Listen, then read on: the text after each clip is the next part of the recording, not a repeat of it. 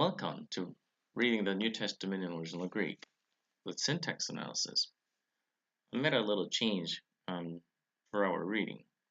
Today we're reading chapter 1, verse 25, and instead of going directly to the syntax analysis after reading, we're going to compare a little bit and if there's any interesting points with the English translations. Let's take a look. Matthew 1, verse 25. Geuk eginosken αυτήν έως ου έτεκεν ουιόν και εκάλεσεν το όνομα αυτού Ιησούν.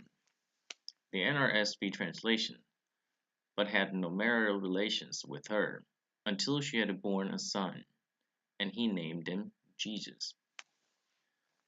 The one thing that's interesting to compare with is the English translation of no marital relations with her.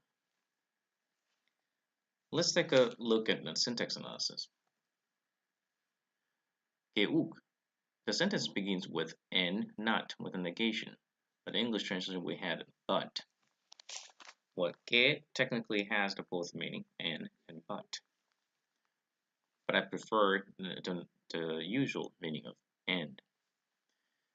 Ginosken is from the verb ginosko, with augmentation and epsilon in the front, and an epsilon ni at the ending. Taking both out of the picture, we have in the middle ginosk. The form is preserved, which means it's imperfect.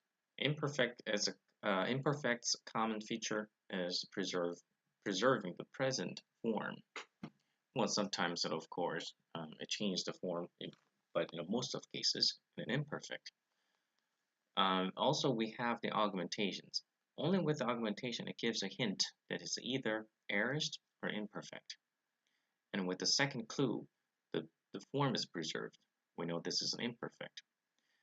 Well, that's the way that you can take a guess. If you don't know what it means, if you don't know the word, if you don't know any changes there, the ending an, well, if you haven't memorized, you can see this ending as an aorist and an imperfect as well.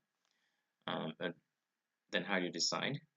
Then if the word is preserved, the form is preserved, you can come to the imperfect.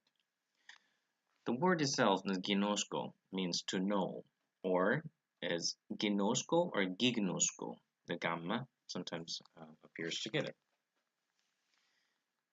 What we have is the form is preserved, ginosko, but in a change in the future, in the aorist and perfect forms, the word changes, and also with inflections together.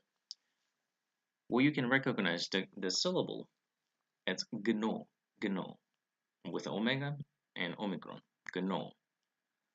In the future, gnosome, with a sigma, and we have gno in the front, and agnon, with gno again in the middle, with augmentation, and etc.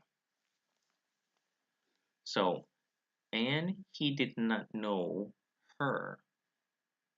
When the Greek translation, and the literal translation is, he did not know her. Well, the English translation we had no marital status. To know a girl, to know someone, usually contains the meaning of having an intercourse, having a sexual relationship. So in the Greek, in the Greek literature, also in the Jewish literatures in the Second Temple period, and as well as in the Septuagint, the common expressions having an intercourse is translated and transformed to the expressions to know her. Eos ou eteken. Eos ou. Ou is a demonstrative pronoun, genitive forms from the os, ou, on, right? And ou is as a genitive. Eos ou together means until. So until eteken. Eteken, we already talked about it, this words in the verse 21. If you remember what I said before there, you can see we have tek in the middle. Tek, tok, tk as the key syllables that we can recognize the tikto word.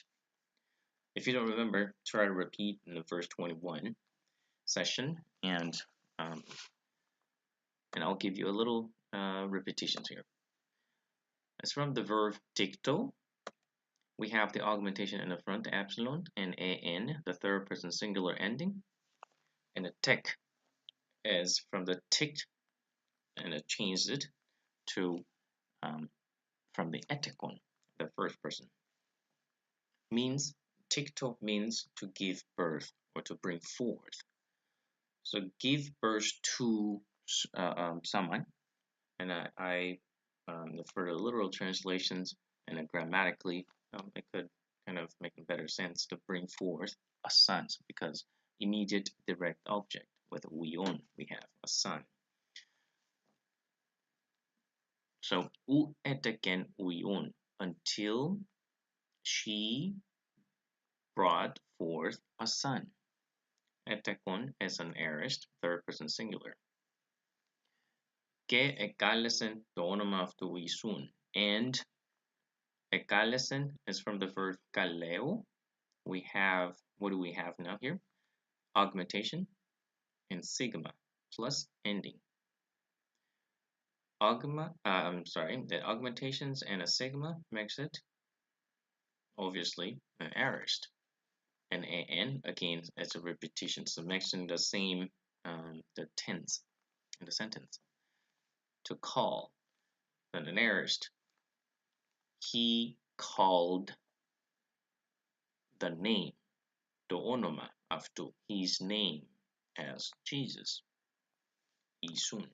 When the two accusative occurs together, you can translate A as B, or as an apposition A, B. Okay, this is today's session. I'm trying to make it a shorter session, and so that you can enjoy your tempo.